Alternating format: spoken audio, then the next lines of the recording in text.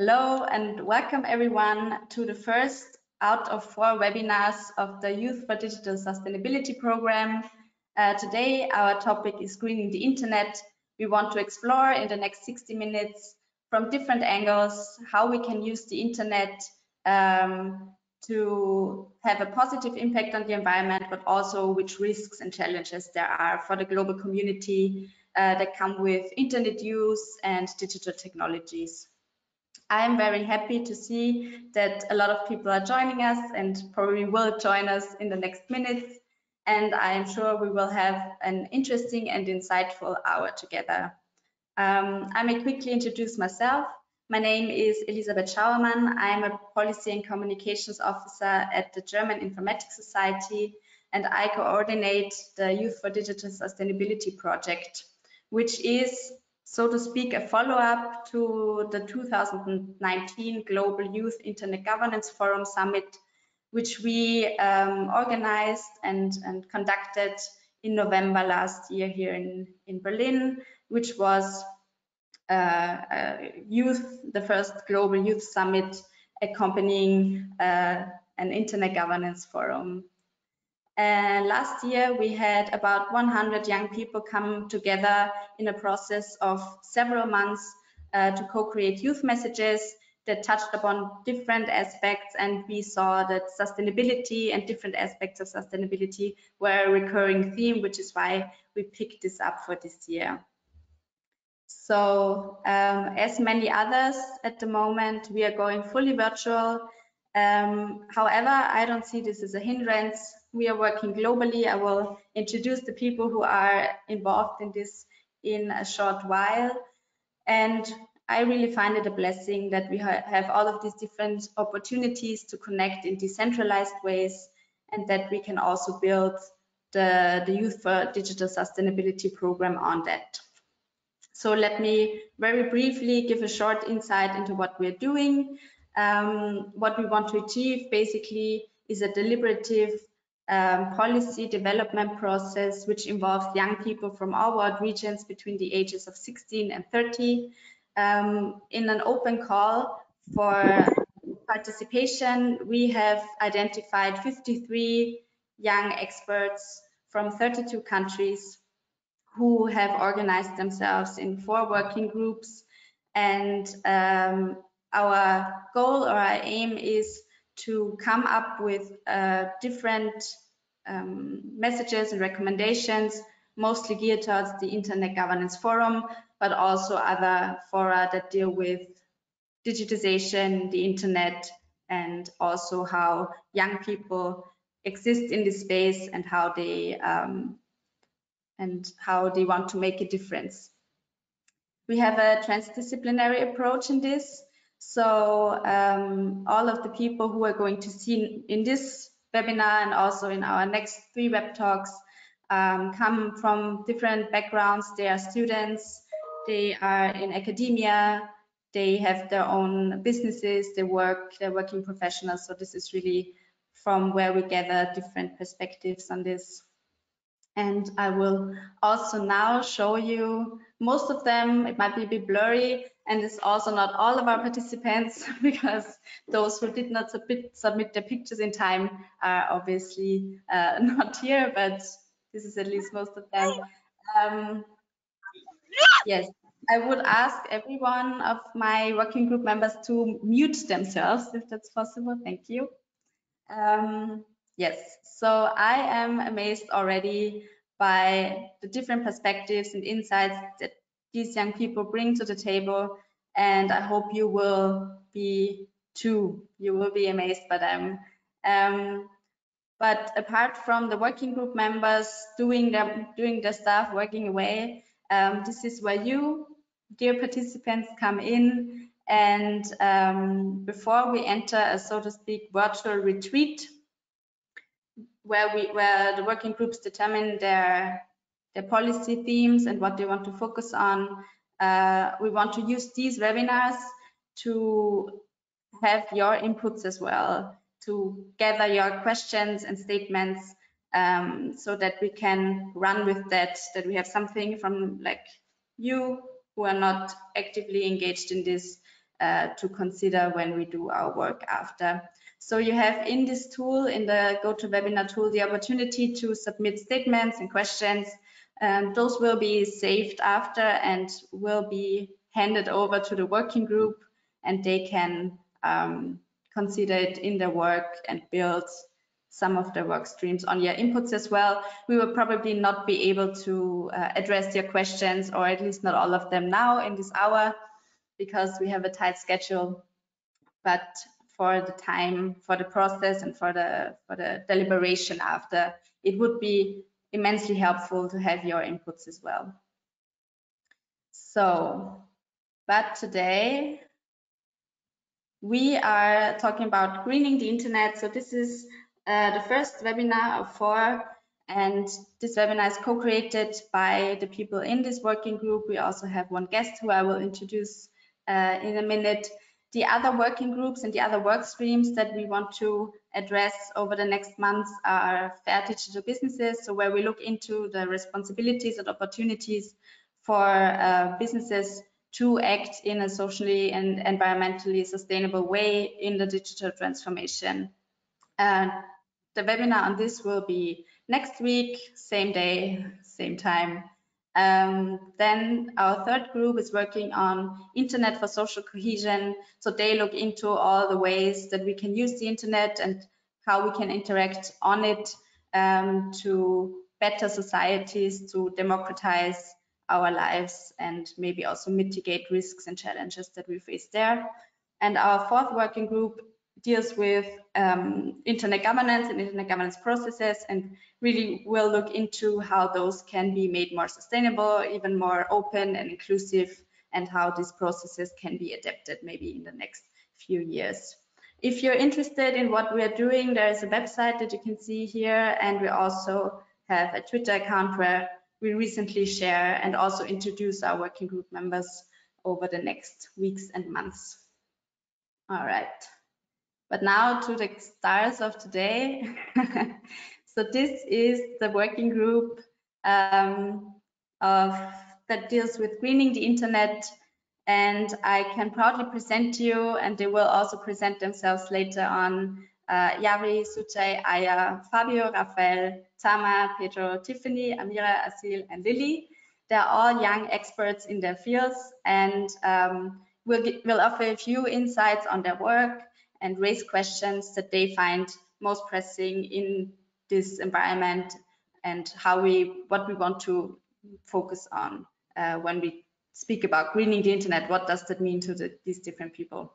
However, our first input will be delivered by our guest today, who is not part of the working group, but an influential voice in making the environment and a topic that internet governance forums deal with. Michael Oger is part of the Internet Rights and Principles Coalition of the Internet Governance Forum, and with this group he has really played a big role in putting sustainability on the agenda. And now 2020 is the first year that environment actually is one key theme of the Internet Governance Forum. And now we would like to hear from you, Michael, how your advocacy strategy is focused, what are your main findings, how this has come to be, and yeah, what you can advise us on how to proceed in our work. The floor is yours. Well, thank you very much, Elizabeth, for having me, and for everybody for allowing me to be here. I really don't want to spend too much time talking, because I'm very keen to listen to everyone else. But to kind of contextualize why I'm here and what I would like to do going forward with this group is that I hope to very much be an advisor or a mentor in some kind of way, because this is a topic that is so dear to my heart that I just kind of earnestly stumbled upon in 2016 and started asking questions about, you know, what is the connection between the internet and climate change? And I went down this very deep rabbit hole, and it was, and to give everybody an idea, I organized a workshop at Eurodig in 2017, and Elizabeth was right there next to me helping to make it happen. So the fact that she helped me then means so much to me, and the fact that I can help with this initiative now is not just something I'm happy to do, but it's so wonderful to see young people especially pushing this on the agenda. I mean, I want to talk less about myself and talk more about you as youth. And I mean, I'm kind of out of the youth category these days. I just turned 32 this month, so so it's a little, so yeah, I'm kind of in that transition phase or whatnot. But the fact is, one of the reasons why sustainability is on the agenda is not just because of everybody got tired of listening to me and they finally wanted to, say, oh, thank you, let's shut them up and let's put it on the agenda. But it's also because of Fridays for Future, because of young people around the world that are saying, yes, climate change is happening. It's something that we need to do something about. We want our future. And this is exactly what this topic is about in this context as well. Within the Internet Rights and Principles Coalition, of which I'm part of, we bring together human rights, technology, and sustainability all within one package, with the idea being that all of these elements are inherently interconnected. So for instance, I think we're going to hear later from Lily about e-waste dumping in Ghana. I mean, this kind of exercise, for instance, it might seem very distant from us, but the fact is it's something we all are part of, which means we all should ideally be contributing to raising our voices so that we can have better consumption habits, better production habits, and we can make a difference. This is not something that's arbitrary. You have every way to make a difference. And I'll come back to some of that maybe at the end, but I just want to say that there's a lot of work to be done, especially because a lot of these issues happen within silos, and they're not, and what we mean by that is that, let's say, well, maybe it's just the private sector that's focusing on their own issues, or it's civil society that's focusing on advocacy or whatnot. But the fact is, all of these things are cross-cutting, and we need to work together. And in fact, collaboration is the only way we're ever going to make a difference if going forward. And so I really challenge all of us to be holistic in the way we think about technology. It's not just about the device itself, but it's about where do the minerals come from that make it up? How is it produced? How is it recycled? What are we how are we creating our technology, and what is happening to our data? I mean, consider that the curve of the curve of data generation is essentially exponential at this point. Where's the energy coming from that powers those servers? How is data being transited between, let's say, Finland, if you're in Europe, where it's very cold, so maybe there's a data center there, down to Southeastern Europe, where I live. What is powering that? What is happening to the fiber in the ground once we want to rip that up and replace it? These are all key questions, and this is why it's so important that we advocate that this happens within the Internet Governance Forum. It is multi-stakeholder. These issues are multi-stakeholder, and frankly, they are existential, because already the internet contributes anywhere between 2 to 3% of all greenhouse gas emissions is tied to the internet and to internet ICTs more widely. And to put that into perspective, the airline industry is about the same. Aviation is around the same. But just like how we're taking a lot more flights, well, were before the pandemic, now more and more data, like I said, is being generated. So we have to think, how can we have a more sustainable footprint ourselves? What can we do about it? And frankly, we absolutely need your voice. So I think that's plenty for me. Thank you again for having me, and I look forward to listening to you. Thank you, Michael. I think your insights are really valuable to us, and hopefully we can come back to you later. But now I would like to introduce to you our working group members in their specific expertise, starting with Aya and Raphael, who are both respectively in Lebanon and in Germany very much engaged in the Fridays for Future initiatives in the countries, in the regions, and also both run on top of that also other initiatives that deal with climate justice and environmental advocacy. So Aya, Raphael, the floor is yours. You have 5 minutes to give us an insight into your work and what you want to highlight. And yes, please go ahead, turn on your cameras, unmute yourselves, and there we go. I thought we'd give a small introduction of what Fridays for Future is. It's an international climate action movement that began in August 2018 after 15-year-old Greta Thunberg, I'm pretty sure you've heard her name by now, and other young activists protested the lack of climate action in front of the Swedish parliament. And they did that for every school day for 3 weeks. And they posted what they did on social media and on the internet, and it went viral, and that left us with today we have chapters of FFF in 7,500 cities.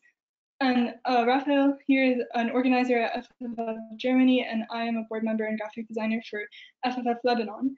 And we will both be speaking about the work of FFF Lebanon and FFF Germany. But first, I want to quickly go over FFF's demands, as they're the ones that drive our work. So the first demand of FFF is that we keep the global temperature rise below 1.5 degrees Celsius compared to pre-industrial levels. The second goal is that we ensure climate justice and equity for everyone. And the third is that we listen to the best united science currently available to us. So then I'm just going to give a small introduction of what FFF Lebanon is doing. So at FFF Lebanon, we're very focused on ensuring climate justice and equity for everyone, which is the second demand. One of our core values is to integrate social justice issues into every campaign that we do, as social justice issues is something that pervades Lebanese society. After hosting many climate strikes in Beirut, we turned to the consumerist Black Friday into Green Friday by holding a book, clothing, and item exchange at a local park, and we had a week of climate activism related to social justice activism called Revolutionary Climate Week.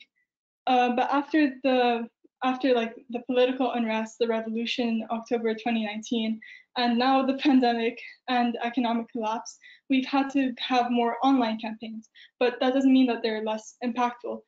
We've had campaigns against, right now we're doing a campaign against the Kafala system, which is an exploitative system against migrant workers. And right now we're planning a huge fundraiser to raise the funds sufficient to buy a specific number of trees that will dedicate to the victims of the Beirut explosion.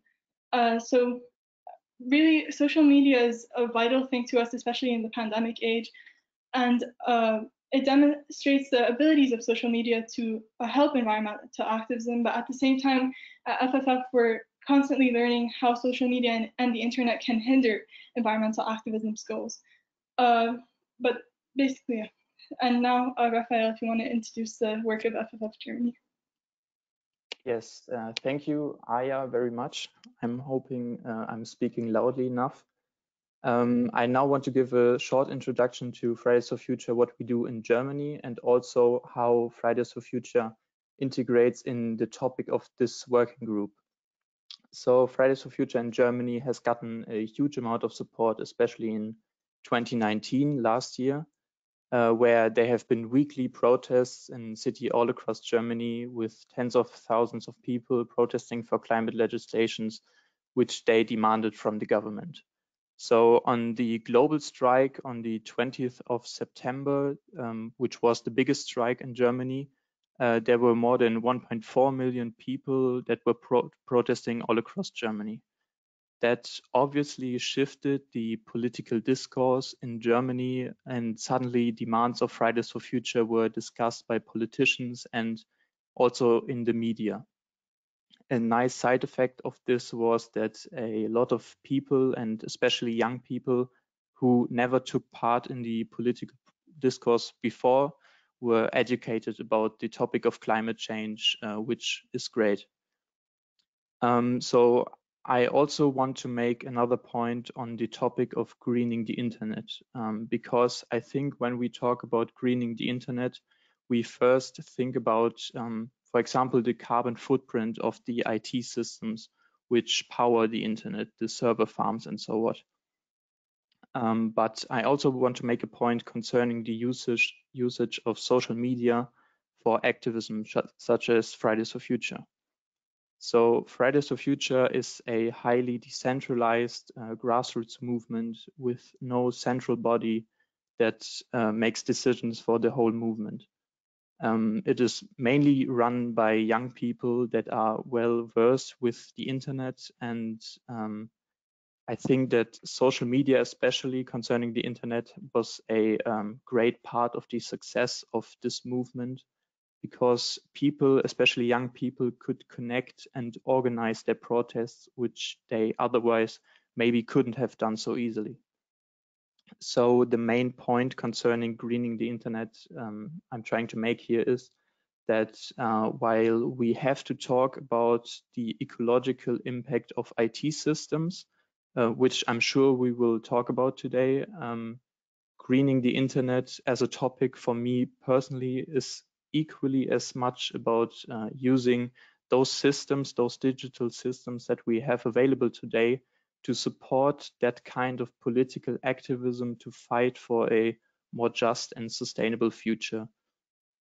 Yeah, so this is all I wanted to say about Fridays for Future Germany, and thank you so much. Thank you to both of you for offering these insights. I'm highly grateful to have you in this group, because in terms of environmental activism, I think Fridays for Future is really set a new standard, and also it's youth-led and youth-driven. So it is all of the good stuff that we are also trying to bring a step further by working on policies together and trying to bring them to the UN and wherever you want to take them. So our next input will be done by Lily, who is also part of the working group and is going to offer us insights into the impact that e-waste has on Ghana, specifically in Accra, where there's a huge center for e-waste. And Lily, the floor is yours. Just tell me when you want to have your slide shown, then I will change it. Right. Can you hear me clearly, Elizabeth, if you can confirm? Right. Okay, so hi everyone. I'm showing you the beautiful streets of Accra this afternoon, and I'm seated right in Accra Central. And good afternoon from Ghana. So just like Michael, I'm also very curious about finding the link between IT systems, internet, and then the environment. And so that's why I particularly chose this track, and that's out of knowing the clear-cut link between, so first I want to know if there's a difference, and then I want to know if there's a link. And because of this, I've found out some things very interesting, and obviously there's a link. And I'm glad to be here with everyone else from the world, and particularly also talk about greening the internet. So let me be quick about this. If you can see on the screen, Elizabeth has shared a one-page slide I made that I'll speak to. So let me give a very general overview before we dive deep into the impacts and what can be done and what has already been done. So what I'm going to do today is to talk about Agbogloshi. Maybe you can try mentioning it with me. It's a suburb in Accra. The area is quite vast, and it's mentioned Agbogloshi. Part of it extends into another suburb called Old Fadama. And you have people living there, you have people selling, trading, and all that comes with it. So you see, right after the topic I have on your screen, I ask a question, whether it's a doom or a boom. And this is the reason. So in Agbogloshi, the quote I put there is from a research I was doing, and it says, at Agbogloshi, the hub of e-waste activities in Ghana, there is nothing like waste. Here, every object, component, and material has value. So you can see that in Agbogloshi, what happens is people travel from the north, e-waste come into the country, and everybody actually looks or dives into it to find something that's valuable. And first off, you want to know why these devices come to the country and what they are used for. So generally, the reuse of electronic products is a common practice, and you would want to think that that's a better way than disposing of electronic products. So in order to break the digital divide, we have people reusing old devices, people buying used devices so they can also be used and feel what you feel and reap the benefits of the connected world like we all do. And one of this is why there's an influx of older devices in the country. Now you want to think about the waste and where it goes to. So first off, we want to see how the devices come into the country. I mentioned early on that there's importation and also there is door-to-door collection. I remember there are times my daddy will look for a part. He's an electrical engineer. He'll look for parts to repair a particular thing. And the next moment he has somebody at the door offering something for sale. And these are the collectors. So when they're collecting it, they also come, they bring the things to you and say, if you have any other thing you don't want, can you share with us? Sometimes they offer you something that looks valuable, that doesn't look valuable in their eyes. They offer it to you at a higher price, and then you also have to give them something to take away or something of the sort. And you realize that normally there are parts in the devices they are holding or collecting that may be useful for another thing. And so eventually not all of them go into waste, but there's a substantial amount of them that goes into waste. So I'm going to quickly, Elizabeth, I don't know if you can probably zoom into what you projected. I want to be able to see clearly so that I can speak to it. And I'll share with you the amount that exactly goes into waste and then what is actually used for. I'm opening the case also on my computer so I'm able to see clearly. Okay, so we see that 60%, right, of this waste include iron, copper, aluminium, gold, and all other metals. And we see that this is something that is useful and people want it. And then we see that about 30% of it is made of plastic. And then we come to the very important part where we talk about the pollution and the impact it has on the people who live in a suburb. We understand that there are close to 200,000 people living in that particular suburb. And so 2.7% of these are hazardous. You have the chlorofluorocarbons, everything, all those things that are actually not very good for people to inhale in. And you're wondering what happens to them. They're trying to make a living, they're scavenging, and some of the goods are useful, they're trying to make a living, but still living in this condition. And so we know first of 60% of this e-waste is made of iron, copper, aluminium, and gold. These are very essential or useful to them for the business they do. And then the rest, afterwards, you have a huge chunk of it being the plastic, and they have no option or they don't know what to do with it. And so what they do is to actually burn them. So when we look at the environmental impact, the visible ones, we look at air pollution, we look at biodiversity loss, now we look at soil erosion, and then even in future, you can talk about genetic contamination and then global warming.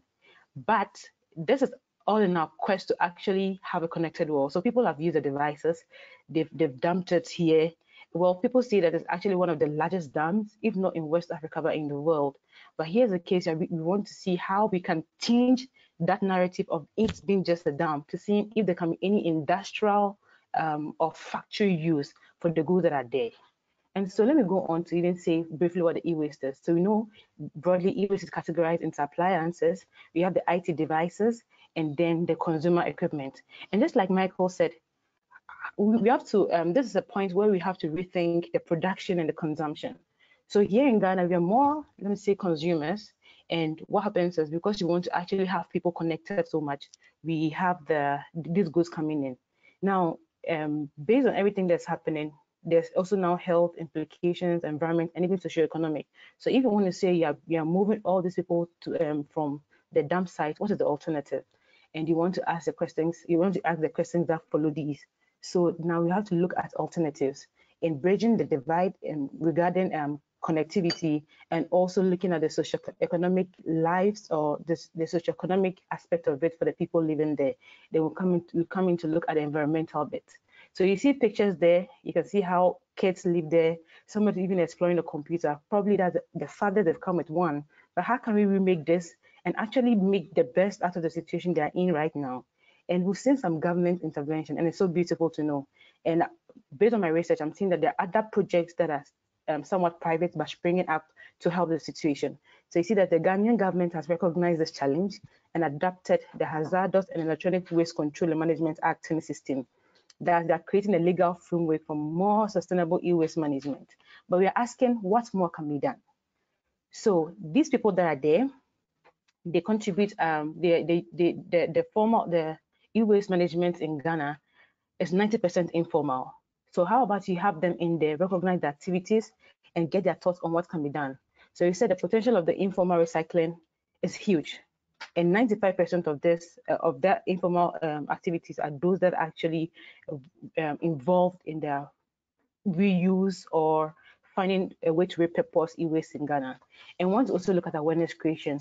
And we move on to look at the parts where we're also interested in, which is the policy bit. So you're asking what kind of friendly policies, right, and regulations can help solve this problem. So we are going to mitigate it. But how do we do it so that the people understand, everybody understands, and that you don't only look at how to close down the dump or redo or give the people a better life, but then you look at how to improve productivity and working conditions, and how to see that you can actually have these people share knowledge amongst themselves and the knowledge transfer. So how can you make these skills very much industry ready, so everybody can actually benefit from it? So that's how the situation is looking here in Ghana.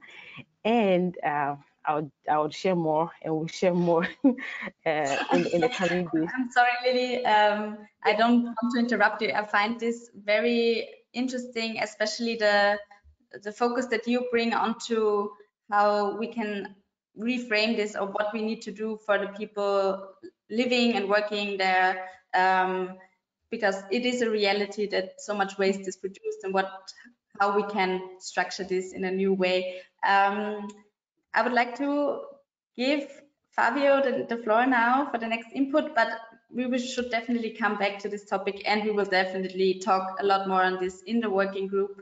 But next up, I would like to give Fabio the floor, who is going to present to us a research idea that he has on how to introduce energy efficiency and sustainability practices into internet architectures and bring them to players of internet governance and raise more awareness. So Fabio, the floor is yours. You have 5 minutes. Well, thank you, Elizabeth, for having me. So yes, so to be more precise, what I'm interested in internet architecture is the DNS, so the domain name system, and the connected physical layer, so the domain name servers, or name servers, as you can call it briefly. And so what the thing is that I was really interested in is like how can these different actors in the domain name ecosystem, if you want so that would be like ICANN, that would be top-level domain registries, but also registrants, so the organization who sells you the domain name, or where you can buy a domain name. And yeah, so basically the idea was for me to see how can these different actors contribute to a greener internet, and on the one hand through the DNS servers on the one hand focusing on the DNS servers, so the physical infrastructure, but also on like more broadly on a governance level to see maybe they can go beyond the pure DNS server system, but also influence the decision of websites, of people to restrict them in choosing certain websites of a certain domain. For instance, yeah, I'm going to go into that later a bit more in detail. So, well, what I can say really is that it's pretty complex, the whole system. So I'm a bit like in the early stages of my research as well. So I'm also glad for some more inputs if you have some. But for me, it's like really 3 areas where you can have an impact, and that's, as I said, the DNS servers themselves, which would consist of the recursive server, which is with your internet service provider, the root servers, which are run either by ICANN or VeriSign, also a number of other organizations, the top-level domains, which are usually registries, so that's like .com, .org, .ch, or the authoritative server, which are either run by your registrant, or it might be run by yourself, or you buy it somewhere else at the web hosting company. So it's like a very complex web of different actors coming there together, and I'm trying to figure out, where are the interdependencies, interlinkages, and potentials to influence. So like, and one of these interlinkages will be between ICANN, which gives registrants of generic top-level domains. Like it gives them an accreditation. So this is like a legal agreement between them, and they need to run through a process to get this accreditation. And since these registrants often also run web services, host services, and so on, and also the DNS service in itself, this means that there is like a potential to influence these organizations politically to run their servers in a more green or more efficient fashion. And yeah, so this is the basic pitch that I had in the beginning, and now I'm expanding it to see, okay, maybe there's also other potential. So there's like top level domains like .echo, .green. So recently there was like an expansion in top level domains, and there basically the registry who operates this and also administers this top level domain can kind of decide whether the people who like register websites, what kind of criteria they must fulfill. So for instance, .echo says, yeah, well, you have to convince them that you have like a green purpose, otherwise you cannot register your domain name with this top level domain, on this top level domain, yeah. And then there's, as I said before, like with registrants, I mean, they also have usually like have other services like web hosting and so on, but they're also like always in a like legal connection with other websites, web hosting providers. And so I'm still like figuring out the exact connections, and I'm also trying to focus a bit more, narrow a bit more down on what I'm going to focus on. But yeah, this is basically the three things I'm trying to work on, and yeah. So as I said again, I'll just repeat that it's relatively clear. Yeah, the DNS name server.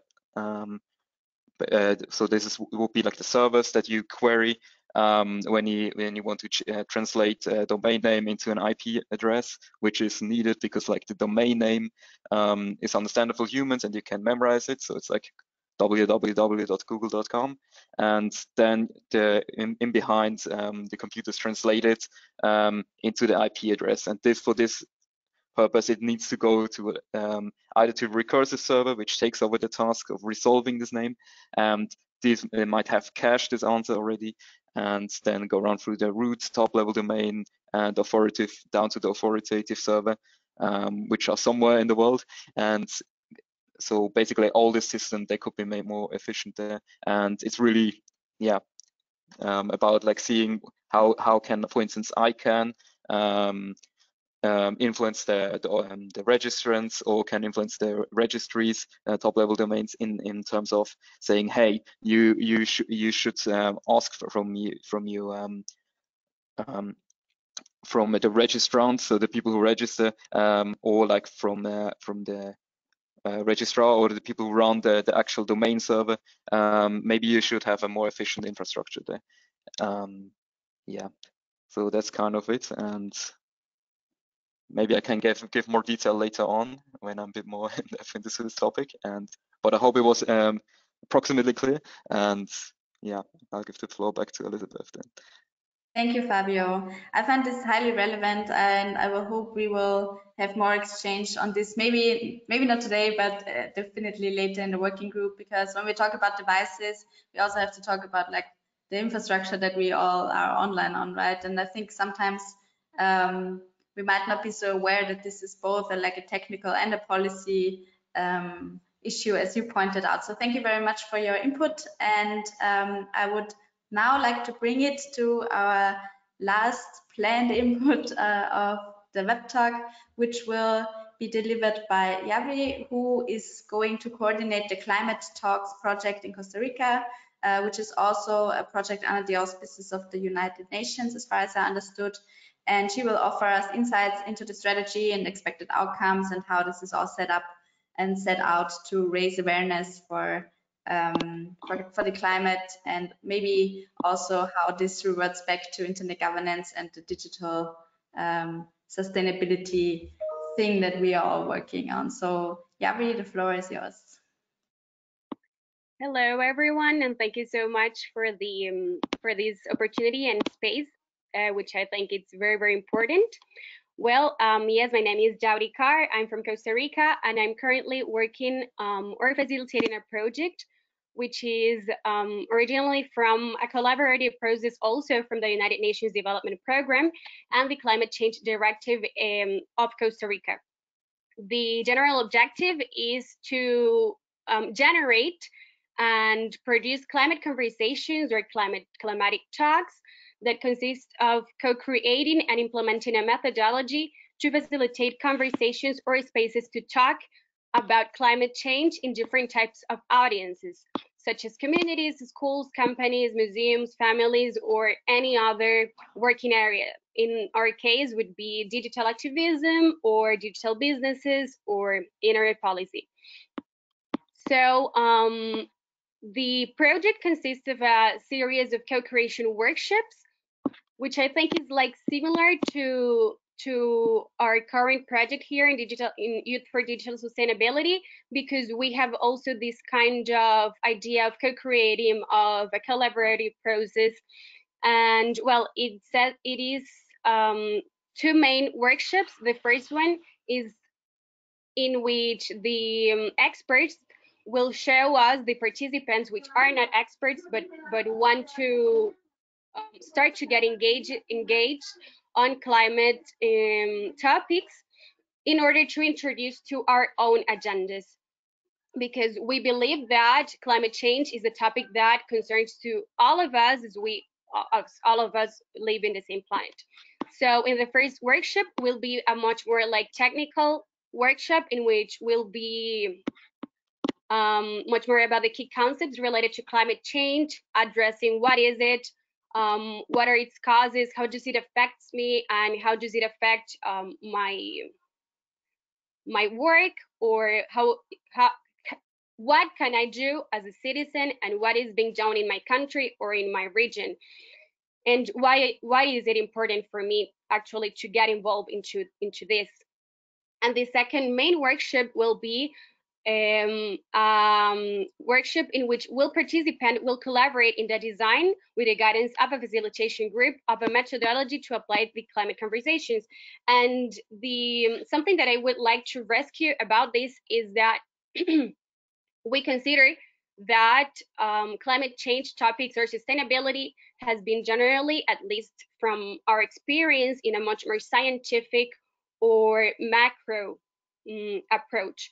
So we think it is important to have a much more like-minded and emotional approach, so that it's better or like more effective to actually connect with people on the things or in the points that are of mutual interest of us, so that we can speak like their same language and it's not so difficult for them to understand, and to actually starting to realize it is actually important for the work they do in the daily basis or in their daily lives. And also it is important to rescue that climate change is an emotional topic, and we should actually address it in a much more emotional approach, that it can convey a lot with our feelings. So for example, in the first workshop we had a set of pictures that we showed to the participants and to the facilitators of different places in our country, and that we thought that people could connect with them. For example, we had a coffee plantation because we have a lot of coffee here, so someone could feel connected with that because my family produces coffee, or a picture of a mountain that I can feel related with that because I have also lived near to that place, or the turtles that we have been growing up with them. So a lot of set of things that could be according to the community or group that we are talking to, so that they could feel that connection, and not just like a mental one, but also an emotional one. So we think that those deeply emotional feelings are generally not present in the conversations of climate change, and this could actually make a real difference on how the people introduce them to their own lives. And this also it's allowed to use in a simple language, to positioning concepts. It is not necessary to use the super complex ones, because we know also that in the climate checks projects is project delivered to people that's not expert in climate change. But the idea is that we can just share the ideas, and not having a technical background is not an impediment to don't getting involved in this. Also, also it is in this specific group, for example, we think that we can talk about, for example, the level of interconnectivity that requires very high cooling systems to enter to the part of technological waste. For example, also artificial intelligence requires many resources to participate in a typical day. So the technology could just last until noon, and we can actually use renewable energy to face these problems. The National Climate Change Metric System in Costa Rica, for example, says what does or not to do about climate change, and is also important in terms of policy to know the emissions and the level of the implementation they can have, and to have simple data and this kind of conversation, so that people in schools and universities that are not experts can understand better of these approaches. But well, I think my time is actually ending. So this is the kind of project we're trying to implement here. And that I think that next year, if we have a on-site idea, we can introduce it in a sustainability corner to talk with the participants and something like that. So thank you so much. Thank you, Jabri, and thank you for the presentation of this idea. I think this is something that we all have to also keep in mind for what we are doing here. So how we can address people where they are, and on the grassroots level, how we need to frame our work so that it actually has an impact and reaches people in a way that they can also take into their lives. We try to do this by being very diverse in perspectives, also in regions, and I hope together we can bring this up in a way that makes sense to a lot of people. All right, we have 12 minutes left. I would like to use this time to open the floor to the working group members, specifically those who did not have the chance to speak up yet. I would like to do a quick round. So those of you who have not presented, or maybe those of you who have presented who have now like an insight on something that someone else has said, is there something that you want to share? Which topic drives you personally? And maybe there is a linkage to something that you are working on, or that happens in your region or in your work stream that you would like to share. So if you want to take the floor, please just turn on your camera and turn on your mic. Don't be shy, because if you are, I will appoint you. Right, Tama. Hi, good to see you. Maybe you can also turn on your mic and share with us what you want to share. We cannot hear you yet. It seems that you are still muted. 1 second now. Can you hear me? Yes. So firstly, I would like to express my gratitude towards you and your teams that you gathered us together, and the participants' experience is very important for me, especially because how to say, at the end of September, I would like to establish the new platform in Georgia, which gathers CSR CSR practices and mostly gathers different companies, different companies to tackle the environmental issues plus social issues. So greening the internet is one of the tangible issues in this platform, and mainly I'm interested in how what kind of the activities do the IT companies have, and how they contribute to the to reduce the the CO2 emissions, and do they have the cooling systems or not, and etc. Like to take the best and worst practices from different countries and share in my platform. And so it could be great, like this following the webinars. And additionally, I would like to say one thing that how to say, especially I'm interested in the servers generate in the server system too, as they generate a lot of data. And what kind of the examples do you have in your countries to share and to promote in my country then? And I just want to summarize that Georgia nowadays ranks 7th regarding the how to say easy business to make here, and especially from IT sectors. Here are a lot of IT companies, and so this experience would be profitable for our country. So yeah.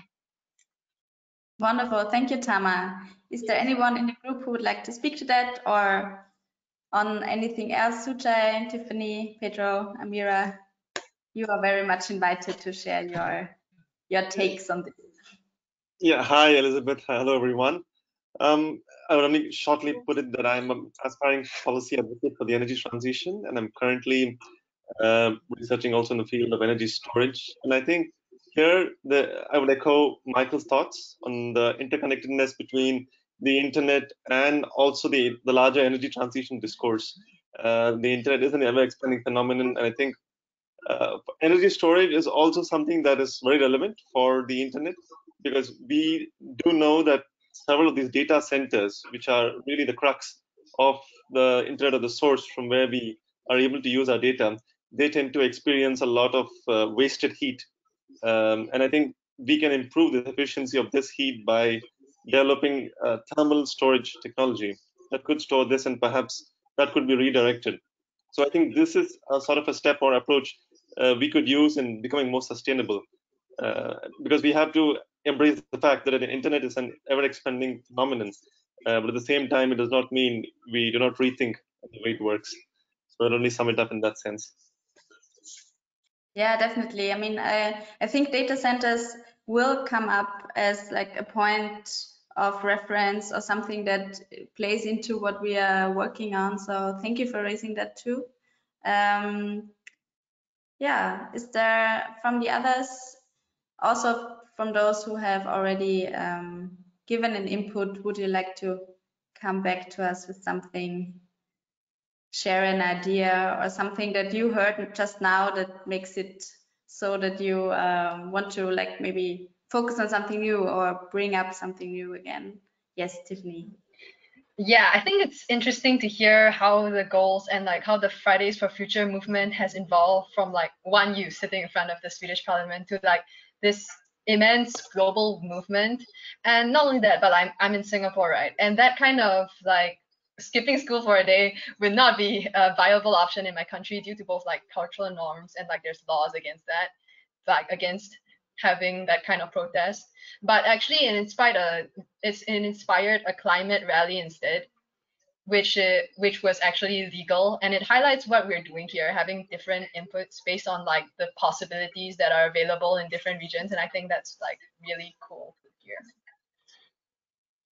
Thank you, Tiffany. Definitely. I mean, I feel like sometimes, especially, you know, with us being based in Germany and also with the Internet Governance Forum taking place in Europe over and over again, we lose a bit sight of what is, you know, what is the actual living reality of many places in the world. So I'm really happy that we have all of you in this who can share so much on how this kind of relates to different places and also different different uses of the internet, how that might differ. All right, Pedro, Amira, do you have anything to share? Yes, I do, Elizabeth. I'm taking the hook from, I don't remember who said it, who was speaking. I think it was with Stammer, yeah, about taking best examples and worst examples from industry practices. I think it would be good for us to explore what are the current big tech industry representatives that have set good and bad examples, and also explore community solutions that can help energy and environmental sustainability. I'd also like to bring attention to another topic. It's about, this is a very specific thing, but last year here in Brazil, the Brazilian Internet Governance Forum was carbon neutral, and it was estimated that we spent 95 tons of carbon emissions in like 5 days. And the event was, they hired a company to make the event carbon neutral, and I think it would be nice to explore this in a global atmosphere, maybe analyzing how the IGF could work in this sense. I don't remember seeing anything related to this in last year in the IGF, and also in other fora, important fora related to the UN environment. Definitely, yeah. Thanks for bringing that up, Pedro. I think they tried to last year in Berlin to also make it as carbon neutral as possible. But thank you for raising the point, because I might reach out to the ministry again and ask if they have something to share on that as well. I would like to give Amira the possibility to speak if you want to. If you don't, that's also fine. Because then I would like to bring it back to Michael for one quick last statement. So from all the things that you have heard, from the people you've seen now, is there anything you want to give us for our journey over the next months? Some tidbit that you find we should keep in mind while we're doing this?